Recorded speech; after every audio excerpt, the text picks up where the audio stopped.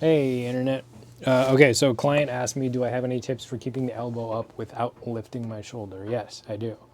And they should be on the channel, not just sent to this client. So I thought I'd just record it. Okay, so what we're looking at is we want this to happen where the shoulder stays depressed.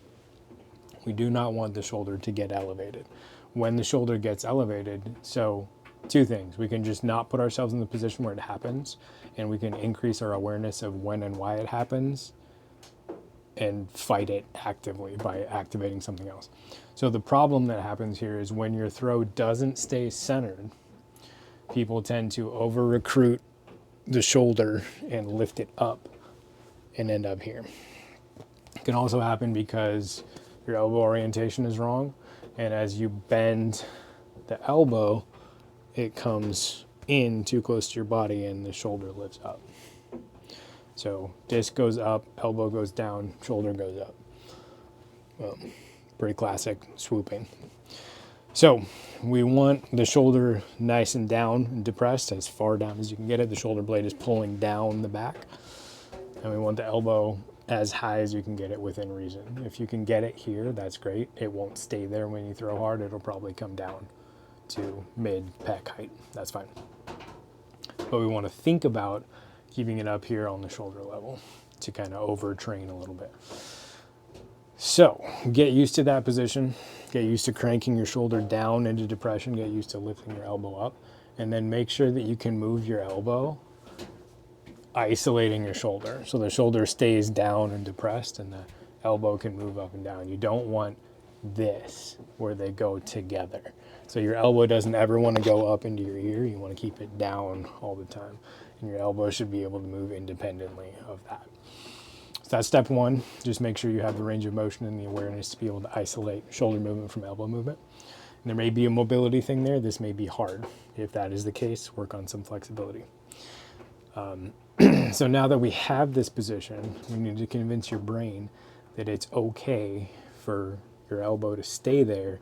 Your rotator cuff isn't going to explode immediately when you start trying to throw with power. This is best done gradually because it is possible that your rotator cuff doesn't like that and you shouldn't do it, which is a lot of people that I work with, especially folks that are a little bit older. Their body does a very good job of keeping the rotator cuff safe and throws here. This stabilizes this joint, which a bunch of fragile muscles that really aren't a very good design, if we're being honest, by activating the lat and keeping the elbow clamped down. It also kills your power. So it keeps you safe, but kills your power.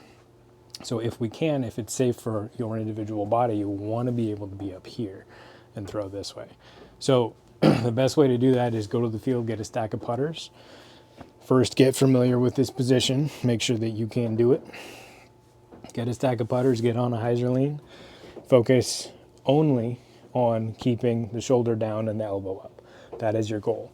You are just a launcher shaped like this that is supposed to hold this position, lift the hip, and drop the hip. And as long as you keep this angle or drive this elbow forward to expand that angle a little bit towards your hip point, that's the goal. Boom. Boom. Not boom. So just do that.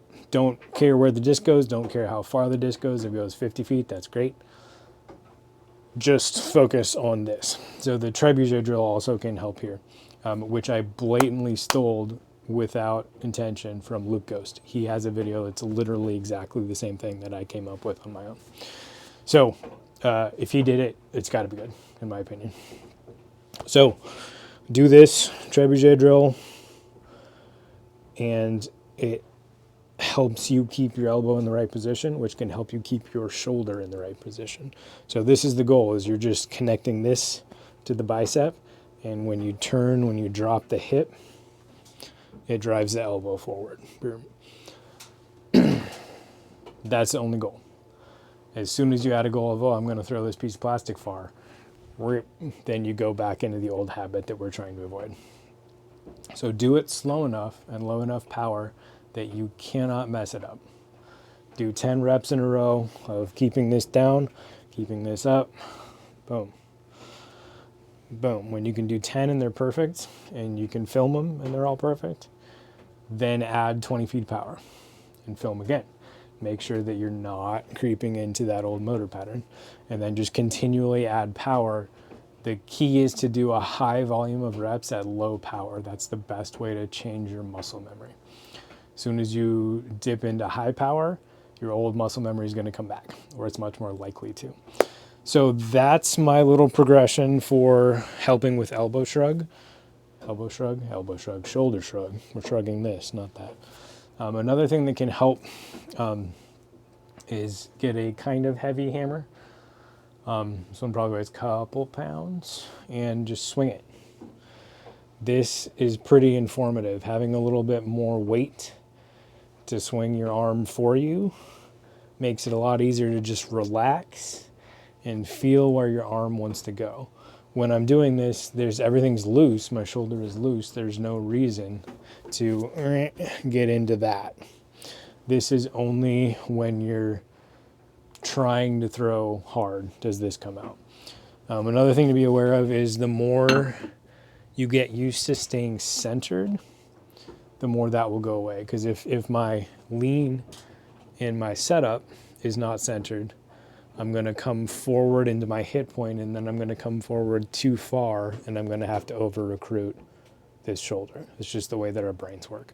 So if I can get away from that uncentered movement, get centered, get in a one-leg position, get my rear leg behind me in a counterweight roll, then it's a lot easier for me to stay centered, where it's just like I'm swinging that hammer.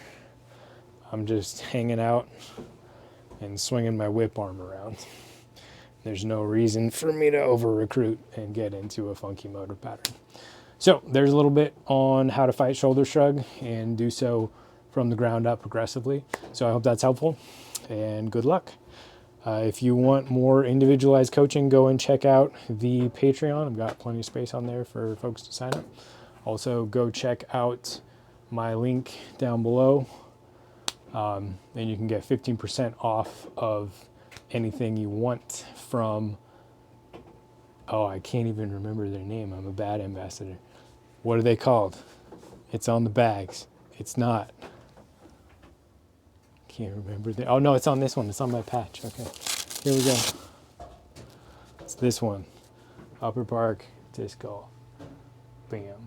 There you go. See you, Internet.